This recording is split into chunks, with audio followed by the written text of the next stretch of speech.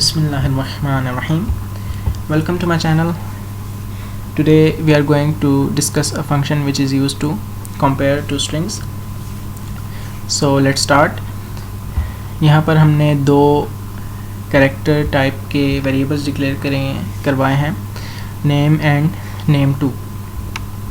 सो हमने sin.get के ज़रिए नेम को तो हमने स्टोर कर लिया है और सिमिलरली हम यहाँ पर अब एक और नेम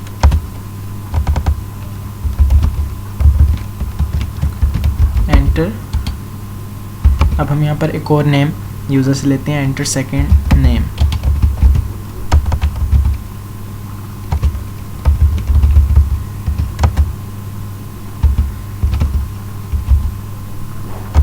सो इस फंक्शन में होता ऐसे है कि कंपैरिजन किस बेस पे होता है ये अंडरस्टैंड करना ज़रूरी है. कि कंपैरिजन इस तरह से होता है कि सपोज़ अगर मैं एक नेम अली ले रहा हूँ एंड सेकंड नेम अहमद ले रहा हूँ, सो इनकी आस्क की वैल्यूज़ होती हैं. ए की भी आस्क की वैल्यू होती है, एच की भी, बी की भी, सी की भी, सारे अल्फ़ाबेट्स की, कैपिटल की भी अलग से होती है, स्मॉल की अलग से होती है. सो फर्स्ट को पहले कैरेक्टर को कंपेयर करेगा, ए यहाँ तक सेम है, फिर यहाँ पर कंपेयर करेगा एल, यहाँ पर है एच. अब इनमें से जिसकी आस्क की वैल्यू बड़ी होगी उसके अकॉर्डिंग हमें रिज़ल्ट डिस्प्ले होगा कि कौन सी स्ट्रिंग दूसरे से लेस है. ठीक है, जैसे ही कोई डिफरेंट कैरेक्टर्स दो आएंगे, स्मॉल और कैपिटल का भी यहाँ पर डिफरेंस है, यानी कि सपोज़ अगर मैं यहाँ पर एल की जगह एच होता, कैपिटल एच होता, तो फिर भी डिफरेंस आता. ठीक है, सो किसी भी एक कैरेक्टर जहाँ पर डिफरेंस आएगा तो वो उनमें से देखेगा कौन से कैरेक्टर की आस्क की वैल्यू ज़्यादा है, सो उसको, उस पूरी स्ट्रिंग को वो दूसरी से मींस ग्रेटर कह देगा. सो यहाँ पर कंपैरिजन है तो नेम एंड name2. सो यहाँ पर नेम एंड name2 है तो हम इसको, इसकी कोई वैल्यू आएगी, सो हम इसको स्टोर करवा लेते हैं रिज़ल्ट में. रिज़ल्ट एक वेरिएबल है, इंट रिज़ल्ट. अब यहाँ पर इसको रिज़ल्ट में स्टोर करा लिया. इफ़ रिज़ल्ट इक्वल 0, अगर रिज़ल्ट इक्वल 0 है तो इसका ये मतलब है कि स्ट्रिंग इक्वल है, यानी कि ये जो फंक्शन है ये 1 रिटर्न भी कर सकता है, 0 भी और -1 भी.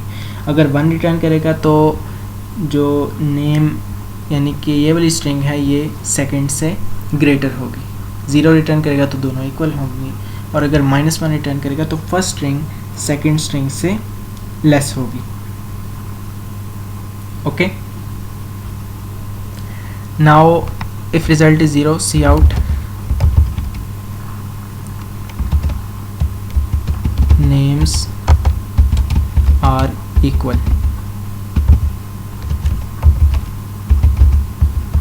सिमिलरली हम इसी को कॉपी कर लेते हैं.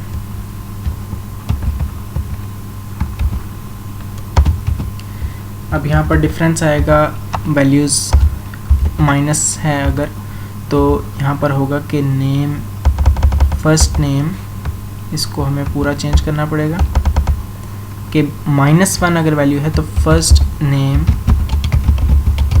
Is less than the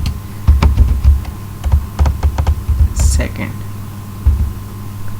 okay, and last में क्या होगा कि वैल्यू 1 ही होगी. ठीक है, 3 पॉसिबिलिटीज़ हैं, इनमें से ज़ाहिर है यही 3 हो सकती हैं, या स्ट्रिंग दूसरे से लेस हो सकती है, या ग्रेटर हो सकती है, या इक्वल हो सकती है. सो इस केस में greater than. Okay, return 0. Now we run this programme.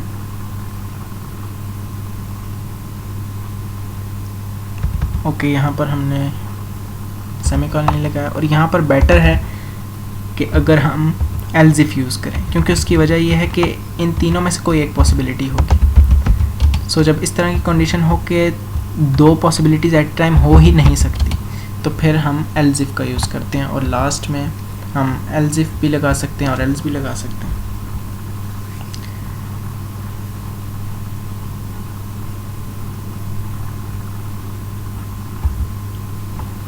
enter your name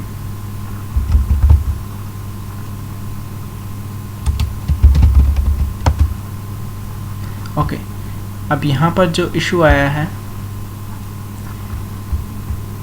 वो ये है कि हमने सेकंड नेम को स्टोर नहीं किया, दैट्स द रीज़न।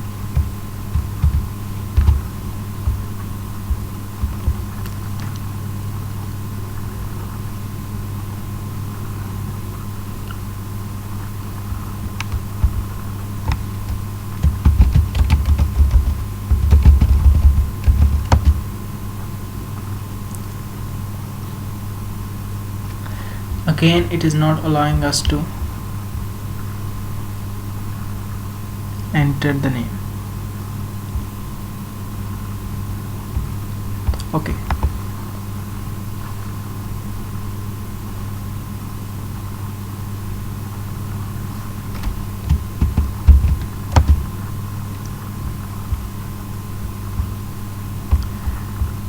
ठीक, यहाँ पर हमें cin.ignore का फंक्शन यूज़ करना पड़ेगा।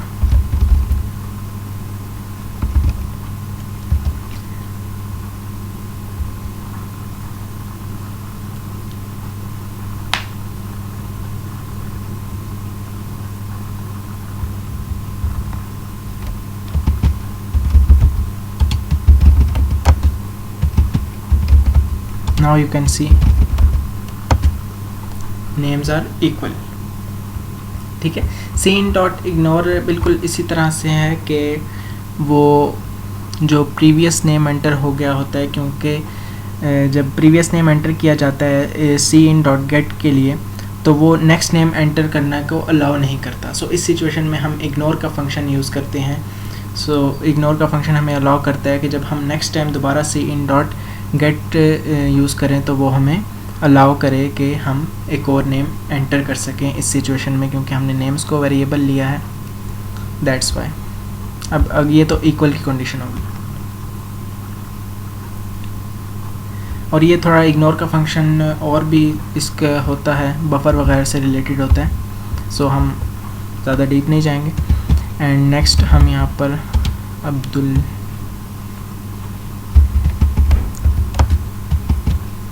पर हम इसको चेंज कर लेते हैं।